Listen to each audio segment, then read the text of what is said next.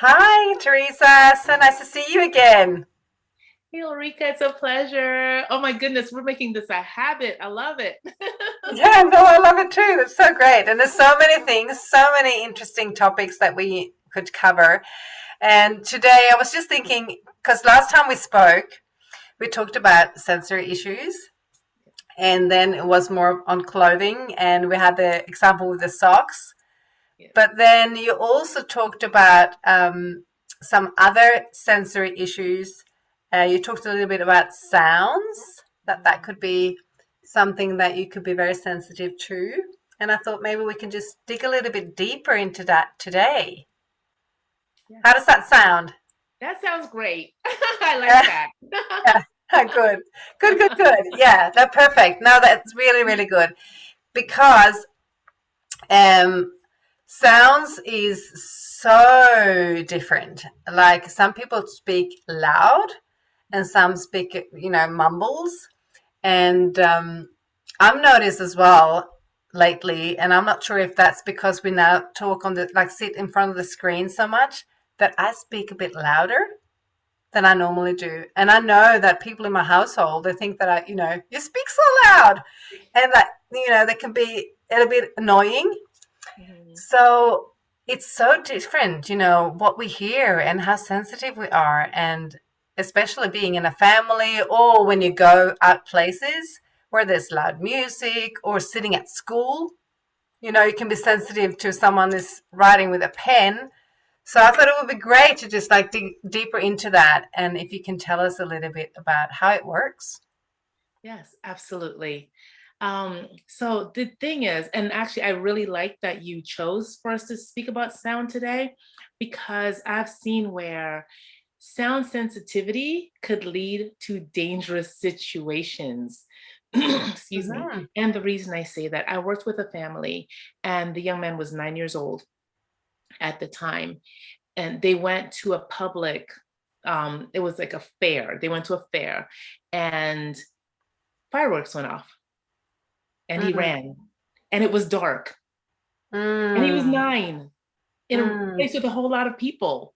And I thought, oh my goodness, because they told me this afterwards. I did not realize he had sound sensitivities because in our, when we communicate, that didn't come up because there were never any loud sounds per se.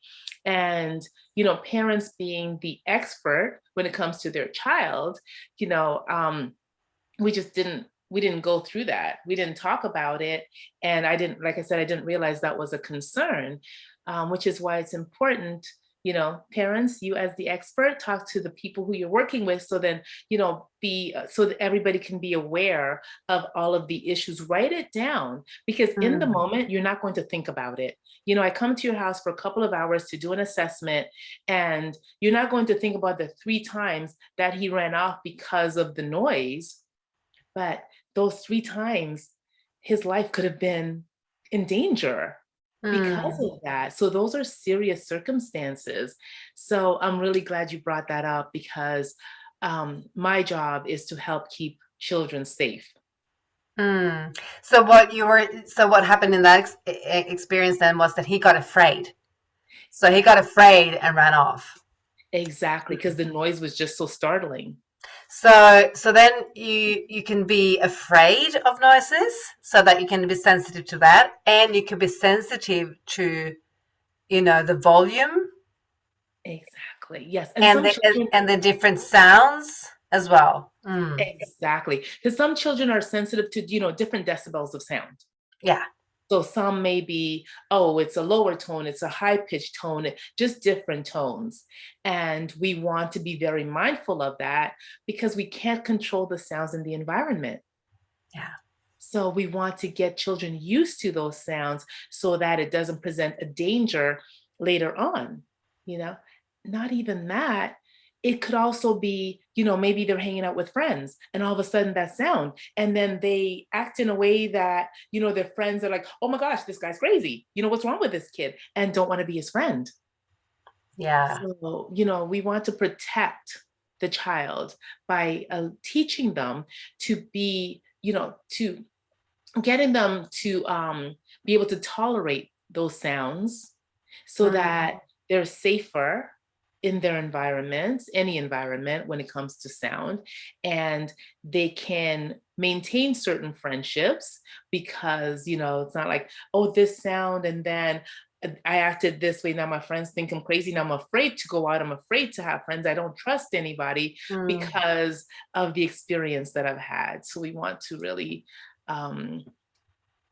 address that issue, Mm. address that concern so it doesn't become an issue. Yeah. So how do we do that then? How do we practice? Because you said, you get to practice so they can get used to the sounds. Because, and I can see that if, it's a big issue is if you're afraid of a sound. But what if it's just a normal noise that normal people don't even think about? For example, sitting in a classroom and people talking, or or writing with a pen and it goes. And Yes. so how do you practice that? So I would say practice first of all at home, right? And talk to, you can, depending on the age of the child, a social story might work.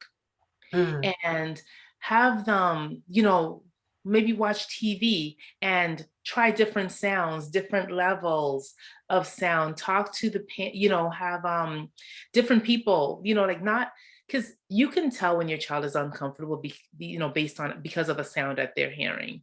Right. So in that moment, talk to them about it and help them feel, first of all, help them feel safe. Mm-hmm. Right. And secondly, we want to slowly expose them to those sounds. So you might start off either having it closer or farther, whatever works, or if you have noise canceling headphones, start with those on. Mm-hmm. And then slowly you want to fade them because again, nobody wants to walk around with noise canceling headphones. No. Especially like depending on their age, a child, okay, people will understand that. But when you have an older child who seems, to be adaptive in every other way, and then they have these headphones on and, somebody approaches them to be, wanting to talk to them, be their friend, that might be a deterrent. Yeah. Right? In society, I mean, we're very judgmental. And I say we because I'm part of the human race and we can be very judgmental. So we want to protect children from that. So help desensitize them to different sounds. And if those sounds are happening at school, unfortunately, at that time, you may have to start or have them just, sit like this, because this way it doesn't look so like I'm not sticking my finger in my ear, I'm just sitting, it's not obvious that I am trying to block out the sound. Mm. And can I ask you then, so could sound and visual go hand in hand? So if there's a lot of visual Mhm. things happening around you, is it harder than if it's a lot of noise? If it's like, do you see what I'm Yes. asking you? Yes. Is there could that Yes. help if you take away the visual for the It sound? it could for some, right? Again, Mm. every child is different. So Yeah. for some children, yes, if there's a lot of visual input, Mm-hmm. then yes, that could make it even more chaotic for them. So they may want to close their eyes, just for a moment, and or even just look down. They don't necessarily have to close, but if we can train them, teach them, help them with those tools. So put their finger here and then just look down for a minute and maybe take some deep breaths and tell yourself, maybe there was a social story that was written. Go through that social story in your head, you know, Mm. or have some cues, right? What I've done sometimes is just have a little cue that they can look at to remind them of something, Oh, so maybe. a cue, do you say? What do you mean by that? So say for instance, their safe place is their room, or their safe place if they feel calmer at the beach, or whatever that safe place happens to be. If they're able to read, you can just write beach on something, a post-it note, something, and Ah, they look at yes. beach and then it helps take them there, Mm-hmm. right? Or their room and it helps take them there. And or if they're more visual, you just have a picture, Mm. of something, and nobody needs to know what it's for. The picture's just there. They look at it, they relate it to, okay, this is my calm place, this is what, and that could help them um become calm, remain calm, and realize that they are safe.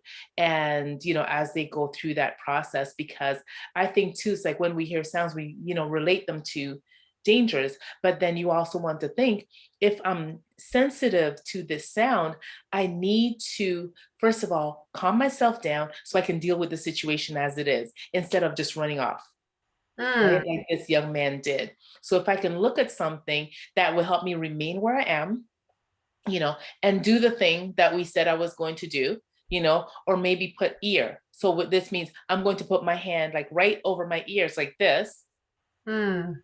you know, so that it lessens the noise that's coming in, it filters it, and that way I can deal with it. Maybe they can ask to leave, but maybe there's a signal between the child and the teacher that was previously established, that Yes. when the teacher sees that happening, okay, yes, you can go out for a few minutes Yeah. and then come back, right? Because we cannot avoid situations, but we want to teach children to be able to function in those conditions. So we want to teach them those skills where the behaviors are occurring, where the challenges are occurring. Does that make sense? Yeah, no, that was a perfect ending, I thought, just to just hear that it's okay that they take a break.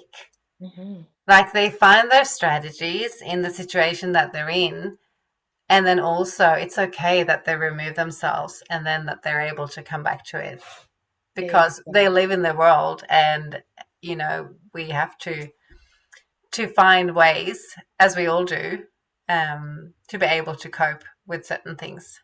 Absolutely, absolutely. And I'm Mm. going to go back to birth. Yeah, yes. There, because if we can prevent certain things from happening later in life, then that's ultimate. But again, we talked about, for the children who are experiencing these right now, we Hmm. definitely don't want to leave them out. We want to give parents tools. However, to help prevent those things early in life, expose your child to different sounds. I know we mentioned that in the other episode Yes. when we met, but expose a child to different sounds just very slowly. Have, again, if something appears aversive, then turn the volume down. Mm. And while it's playing, and again with a younger child, you can have them touch the place where the noise is coming from, so like, okay, wait, it's actually okay, it feels fine. They can feel the vibration a little bit, right? And then, Mm. because then they're experiencing the sounds auditorily and also tactile, and they're seeing where the sound is coming from. So it will help them be more just be okay with it, right? Just be able to experience that moment. And then slowly you increase the decibel, increase the volume of the sound until they can tolerate it.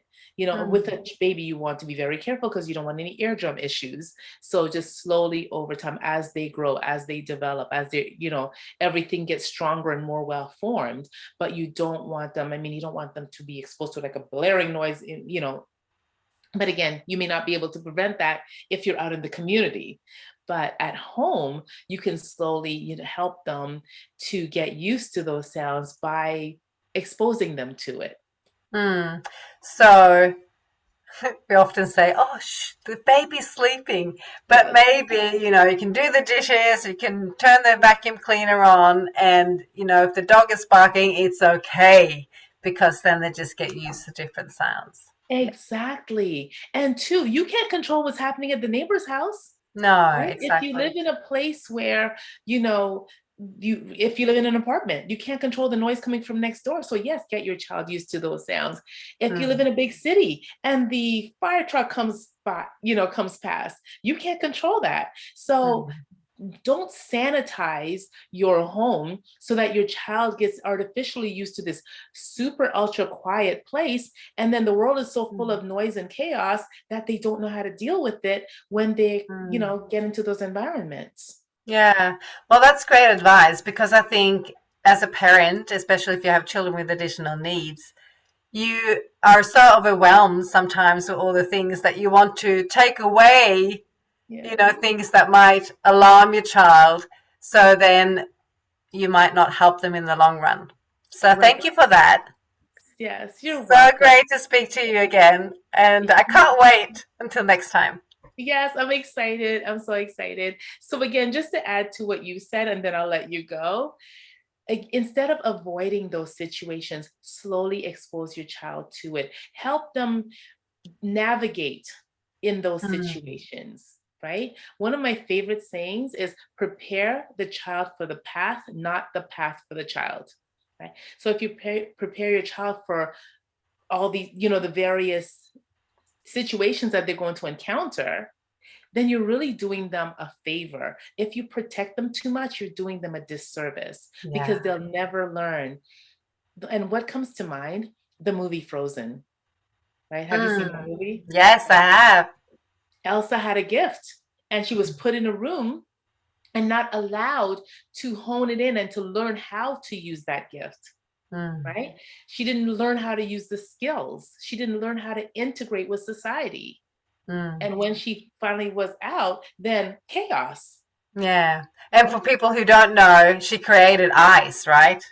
Exactly, Mm. exactly. But it wasn't in a controlled way. It was because ice Mm. could be beautiful, ice could be dangerous. When Yeah. she first, was introduced to the world, it was very dangerous, very chaotic. Hmm. But once she honed her skill, she realized it could be beautiful. She could do beautiful things with ice. She could do Yeah. helpful things with ice. Right. So that's what it was. So I love that movie for that reason, because it just shows you what could happen if we allow our children to operate in their gifts, because every child has a gift. Every child has a gift. We just have to find what that gift is and help them to operate within those gifts. Do it with them and then slowly allow them to be more independent, because when you do it with them, it helps them feel safer, more, it helps build their confidence. Mm. Yeah. Great. I want to go and watch Frozen now. So Yeah, great. love it. Yeah. So thank you so much for today and looking forward to next time. Yes, it has been a pleasure. I'll see you soon. I'll Be see you. well. Okay. Bye.